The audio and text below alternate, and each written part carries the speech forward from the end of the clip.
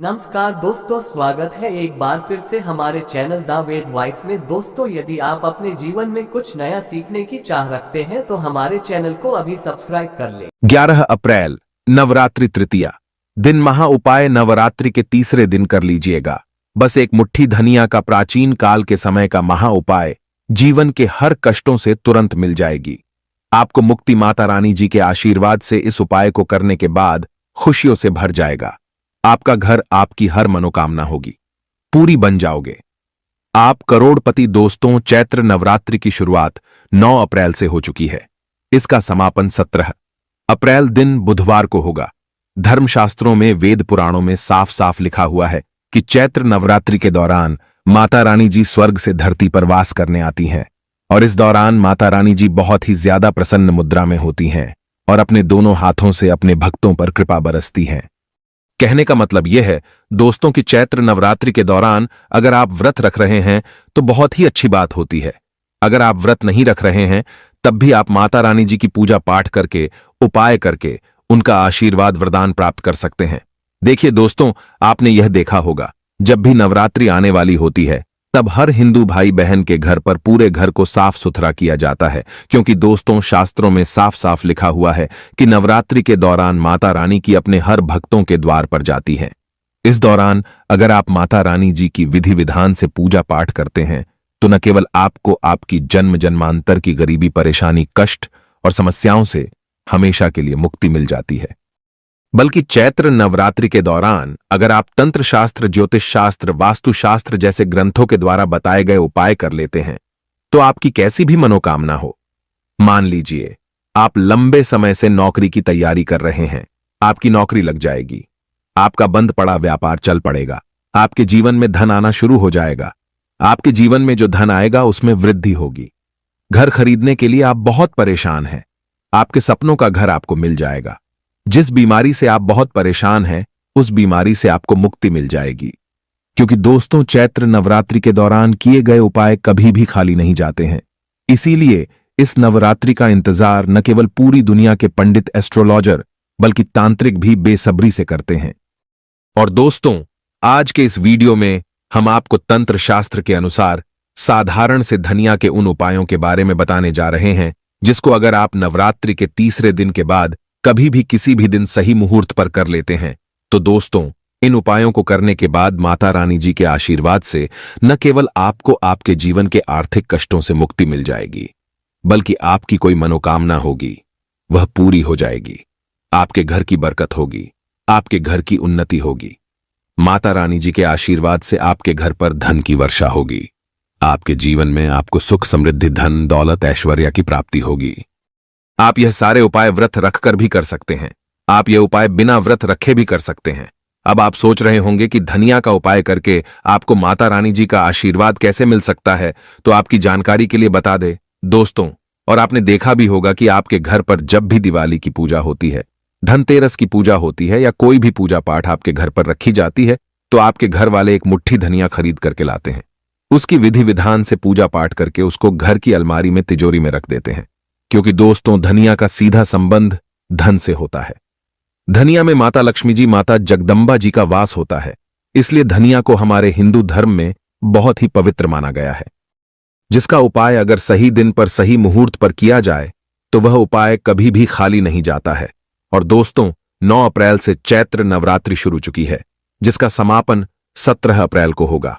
और इस दौरान अगर आप साधारण की एक मुट्ठी धनिया का उपाय तंत्र शास्त्र के अनुसार कर लेते हैं तो यकीन मानिए आपको माता रानी जी का आशीर्वाद, वरदान जरूर मिलेगा।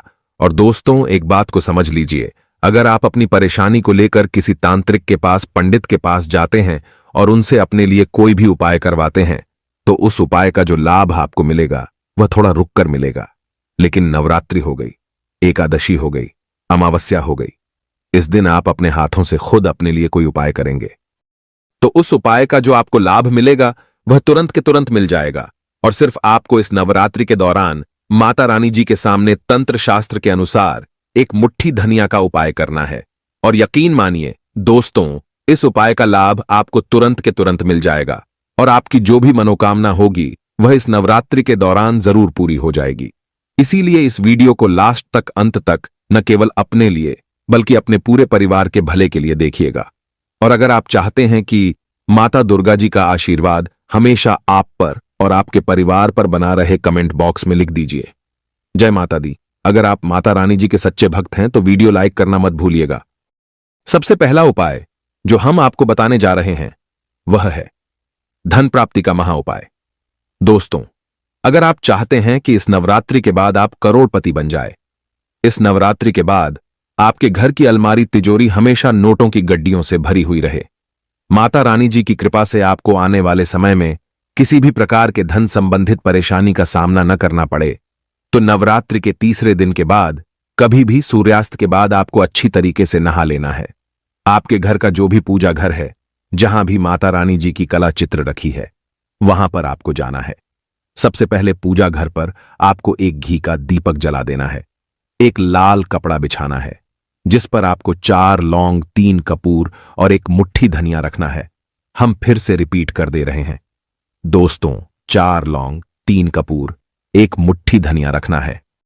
इस कपड़े की पोटली बना लेनी है। इस कपड़े की पोटली को अपने हाथ में पकड़ना है और 11 बार दुर्गा चालीसा का पाठ पढ़ना है। अगर आपको दुर्गा चालीसा का पाठ नहीं आता है, किसी भी पूजा घर से दुर्गा चालीसा की पुस्तक ले आना, आप उसे पढ़ लीजिएगा। 11 नंबर माता दुर्गा जी को बहुत प्रिय है। अब इसी पोटली को ले जाकर के आपको अपनी अलमारी में, तिजोरी में रख देना है, जहां आप अपना पैसा, रुपया रखते हैं। इतना उपाय अगर आपने कर लिया तो यह पोटली अभिमंत्रित हो जाएगी, जो आपके जीवन में धन खींचने का काम करेगी। यह उपाय करने के बाद आप खुद देखेंगे कि आपके जीवन में धन आने के रास्ते खुल जाएंगे।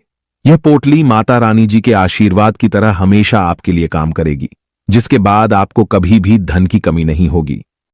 दोस्तों, अगला उपाय है बीमारी से मुक्ति पाने का महा उपाय।